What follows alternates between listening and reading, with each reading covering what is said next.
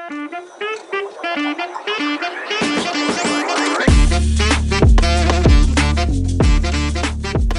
guys, and welcome back to a podcast of E319. I'll be your host today. I'm Deja, and today I'm here with Kendra, Namaya, Matt. Perfect. And so we have our three guests today, and today we're going to be talking about kids with disabilities and kids who also experienced trauma. So let's start with Kendra. Kendra works in childcare, so she kind of deals with kids one-on-one.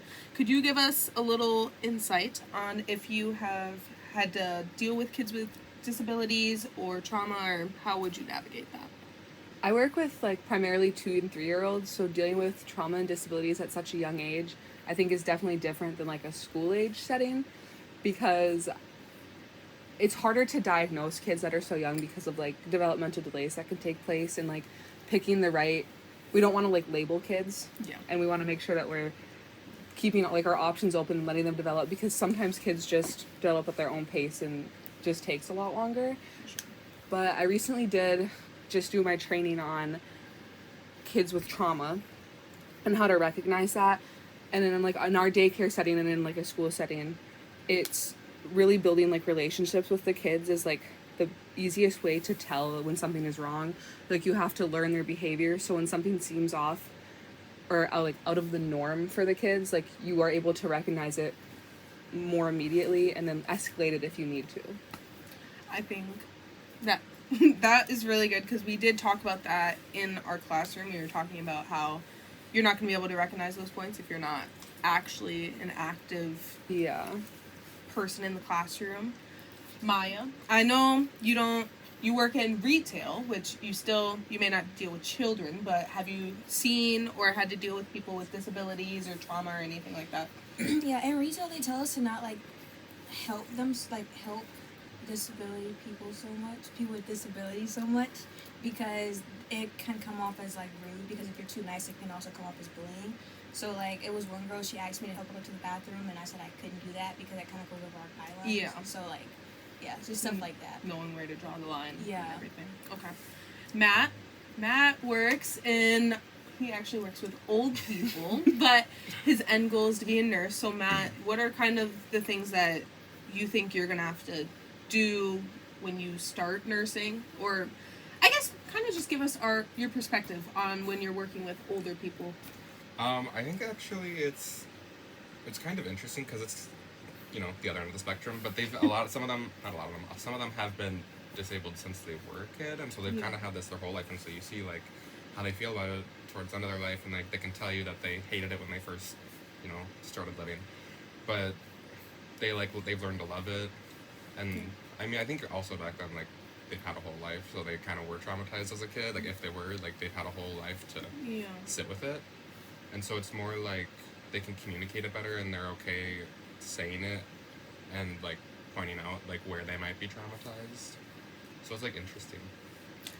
That is very interesting, because I feel we don't really hear a lot from when they actually are older, grown up.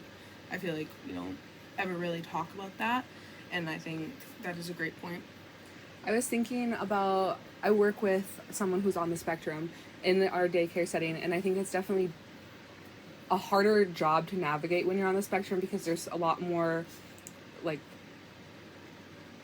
they change a lot more of they don't change the rules, but you have a lot different standards to meet. Are you still able to take care of the kids, but a lot of the time you aren't legally allowed to be alone with them, just because it's harder to, it's always just better to have another person than only one. But I do think even kids so young, because kids notice everything, and I think having someone who is on the spectrum, because we have a lot of kids in our center who are on the spectrum as well, or we believe that they are on the spectrum, that even at such a young age, having somebody that they see has similar mannerisms to them is helpful. And I think it'll make it easier as they grow up if they keep seeing those role models to help normalize it, so they don't feel so traumatized by their disability. Yeah, I think that's one thing I see a lot in Quick Trip, because that's where I work, is parents just kind of dragging their kids instead of and I'm a very big advocate for just like letting kids do it and letting them be, and sometimes just like you're not trying to mold them, you're trying to navigate them, and I think that is a big thing. So for a question, what do you think is the biggest misconception people have about intellectual disabilities? Oh, I think the biggest misconception is that people think it's like you're slow, like I you're agree, stupid, yeah. like Yeah. like you're less can't than do other people, anything. like like you're not gonna be able to like meet the same standards as somebody else. Like what's an example? Like dyslexia, that's an intellectual Yeah. one. Like I feel like there's like a big misconception, like you can't read. Yeah. Like I think that's crazy. Like I think we group people with intellectual disabilities into this like subcategory. I agree. Like, oh, we're up here, you're down here. And I think that's kind of also where like equality and equity come in, to Mhm. where you can't just give them the same thing as you give people who don't have the intellectual disability. So they think that they're slower because they need something to make it more equal with, or you know, Yeah. Yeah, with us. for so. sure. Maya? No, I just agree with that. Like, I do feel like, with the whole dyslexia thing, or how she put the example, we kind of do put them in a box and we don't let them do it themselves. Yeah. So, I agree. I think people are scared to take the extra step, or not scared, or just they don't want to. And I think Yeah. that is the problem with not wanting to take the extra step, because they might need that extra step and it doesn't make them any less, and I think that's where it kind of differs. Now I have a personal question for you. I know this might be really hard to answer, but if you were to have, okay, let's say, I know I've seen a lot of people have to take a class where they have to be in a wheelchair for a week so then they can see all the different challenges and the ways that it doesn't fit for them. How have you guys noticed any of these in school, like that have caught your eye, like a door not working that we might not think is a huge deal, but things like that, or stairs or a ramp that's so far away where they have to go the extra mile? This ramp right here next to us in McElroy is practically a cliff. Like, Yeah, It is, and a lot of times when buildings, I have noticed, see, sometimes I went to Egan High School, they have, their doors sometimes don't open, and once I started telling my sister that, because she became a lot more progressive, she's older than me, and so she teaches me a lot of things, but yeah, now I call them, I figure out who to contact to fix that door, Yeah. because like, yeah, that's great. I love that. Yeah, because it we don't know, we may not notice it every like, time, but that's like the only that's like way. exactly. Yeah. It's their only way of transportation, and I think it's when doors don't work, that's my biggest thing. So sometimes I just check them to make sure they're working. But Namaya, have you noticed anything working in retail or in your personal life or anything like that? Yeah, like, okay, so when they first come in, like, some people, they just put, like, their carts, like, by the door, and it was a girl, she had crutches, and she tripped, because, like, it was, you know what I mean? So, Yeah. so you're not supposed to do that. So it's just, like, little inconveniences like that. Yeah. So I always just, like, if I see, like, a cart that's, like, just in the aisle, I always just put it away or put it outside, because, yeah, she had an accident, she had another accident, so. I don't think people recognize that like putting things where they like don't belong, or not putting stuff back where Yeah. it belongs and stuff like can completely derail someone else's day if Yeah. they are like physically disabled. Like they have a harder time getting around things. Like my grandma, she's in a walker, but she has a hard like navigating, like getting around stuff like is extremely difficult for her if there's something that's in her way, because it's not like she can like easily bend down and move it, or like leave her walker and go take care of the other thing. Yeah.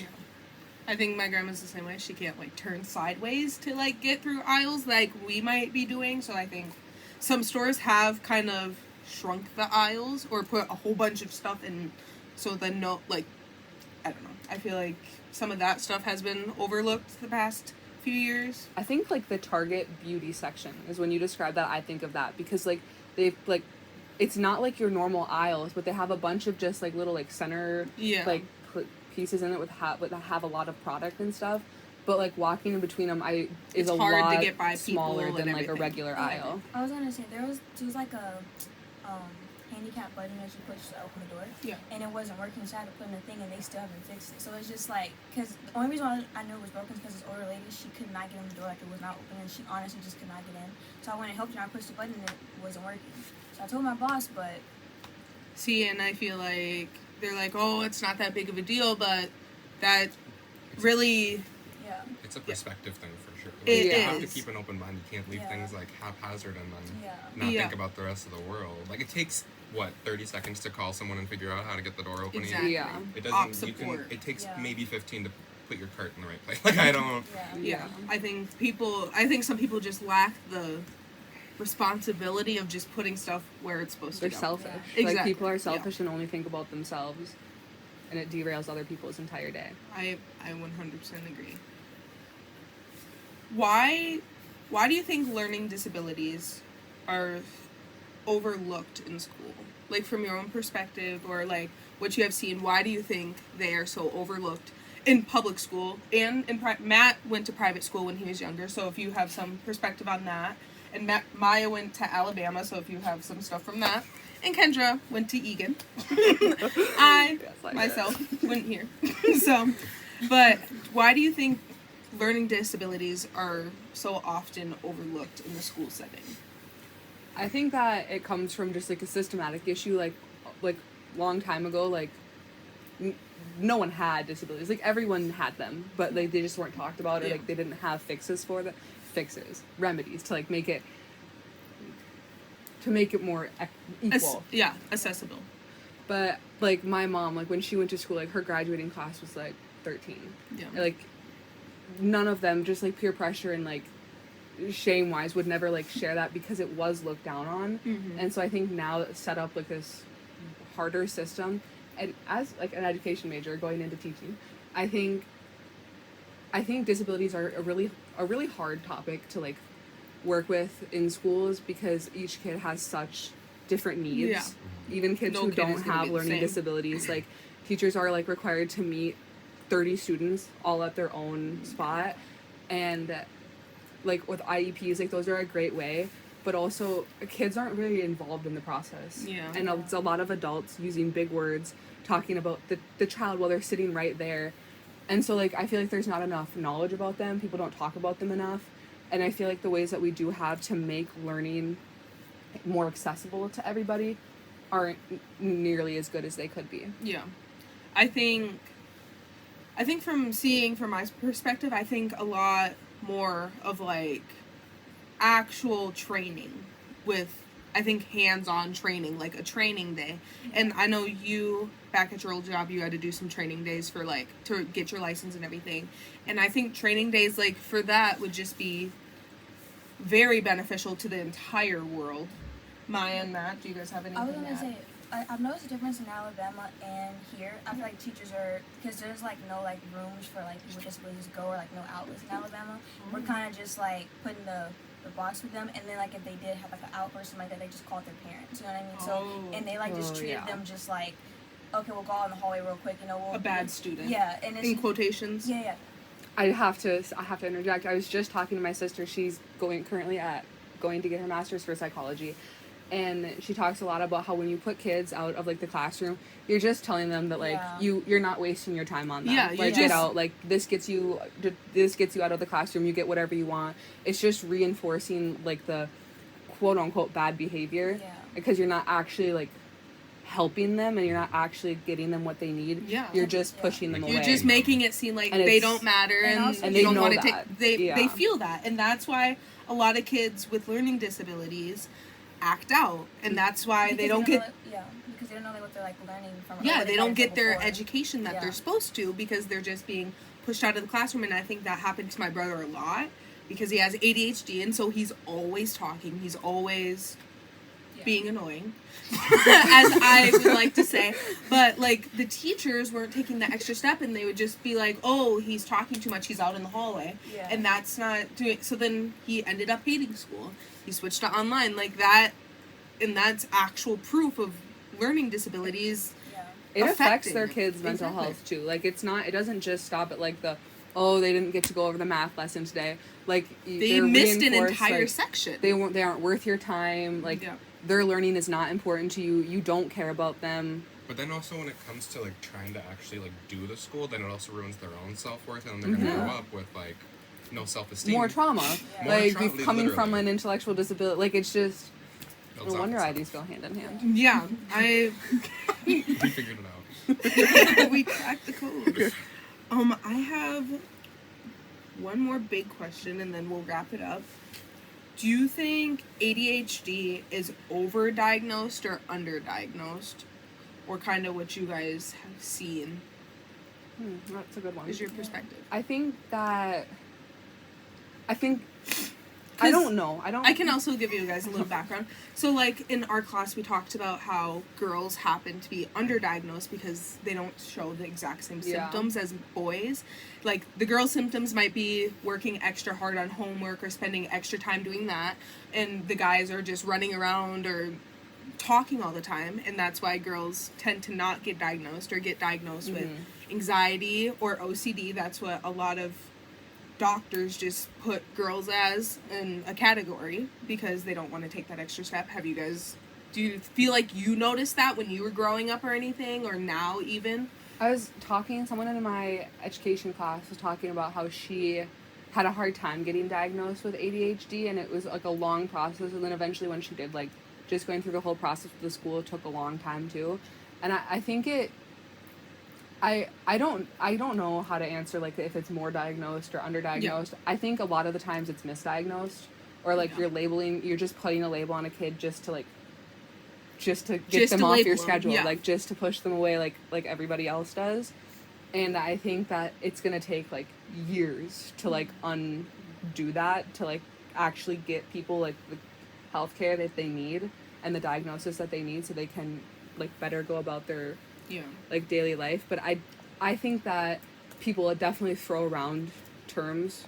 I think people don't realize how like just, oh, I have ADHD, like do you, like if you do, like it's like it like it's a disability, like and I think I feel like our generation has very much just like overlooked it for being like, oh, they have ADHD, it's whatever. But I also think a lot of people are trying to push meds. Oh my gosh, yeah. And and it's hard because you want kids to be on meds, but then you also don't want them to feel like they're not able to be themselves. And that's where my brother kind of struggles personally, because he should be on meds for it, but the first med he tried made him feel absolutely horrible, so why would he try another? And I think that's where a lot of perspectives about meds is people...